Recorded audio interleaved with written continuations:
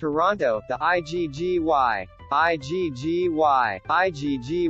chants began before his dress shoe had made an imprint on the red carpet.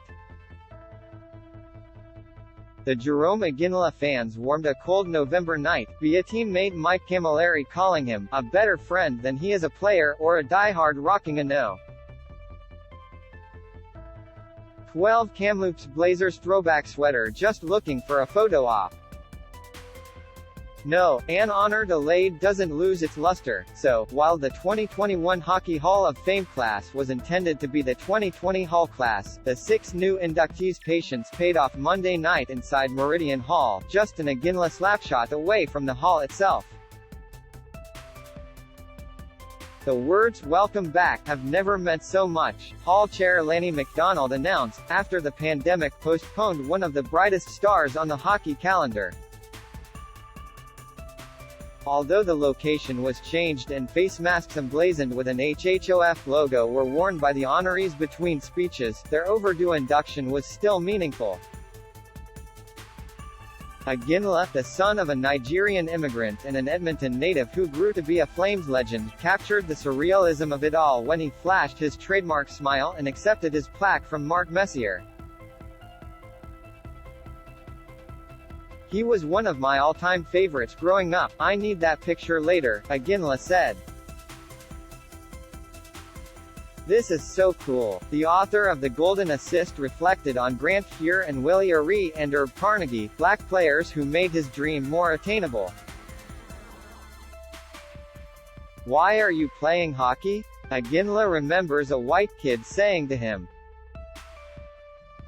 "Look at him now." Kim Street-Pierre, 42, became just the 8th woman and first goaltender to gain entry. Canada's 3-time Olympic gold medalist and 5-time world champion spoke of the power of shattering glass ceilings, competing against men, and looking up to fellow Quebec goalie Manon Rhéaume, who played preseason games for the Tampa Bay Lightning in 1992 and 93. A crowd of St. Pierre's national teammates came out to support her induction, and Caroline Ouellette received a special shutout. Being friends with a goalie is not easy. St. Pierre credited the women who are making inroads in the game and called for a single professional women's league. "We have the power to achieve anything," St. Pierre stated, decked out in a shiny black three-piece tux. Marian Hossa revealed that he had invited Nick Lidstrom to fly from Sweden and present him his plaque, which will now stand near those of fellow Slovak legends Stan Mikita and Peter Stasny.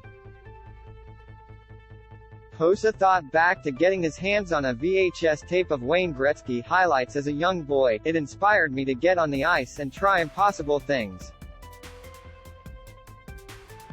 And later trying to mold his approach as a pro to Mario Lemieux, he let his play do all the talking.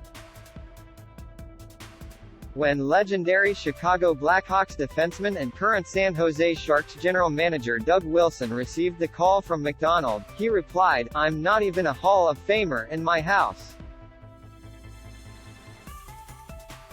It's my wife." Wilson continued that theme from the dais, looking at wife Kathy, surrounded by some of their 6 grandchildren, a 7th is on the way, and calling her the heartbeat of a swelling family.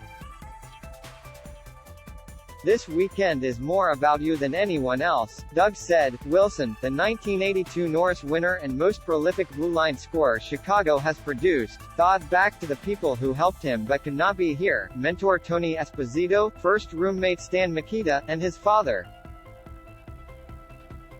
Growing up in Ottawa, Wilson's parents encouraged him to play all sports and find the one that you love. A love for the game was instilled in Kevin Lowe from a boyhood spent in Lachute, K. where there were only 4 pursuits: church, work, school and hockey, and not necessarily in that order, Lowe explained. Lowe, 62, too lamented the absence of his late father, Clifford, who once instructed his son that pucks would never hurt him, they're made of rubber.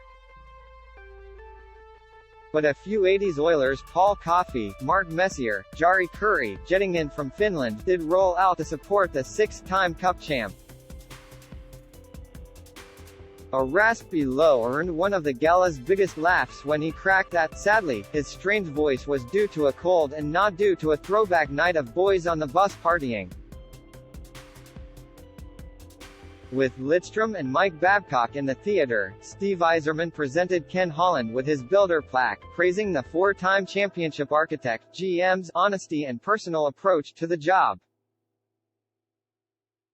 Holland kicked off his speech with the tale of his NHL debut, as a 25-year-old in net for the Hartford Whalers, 41 years ago this month. When he gave up 5 goals to the Rangers in the second period, he thought to himself, "Ken, you're never going to be in the National Hockey League again." Not quite true, though banished to the minors, Holland the goalie did resurface 2 seasons later for 3 more NHL games, and a .811 save percentage with the Detroit Red Wings. Fair to say Team Canada's 2010 GM and the man currently building around Connor McDavid and Leon Draisaitl fared a little better on the other side of the glass. Whipped Holland, "Hockey's been very good to me after I stopped trying to play it.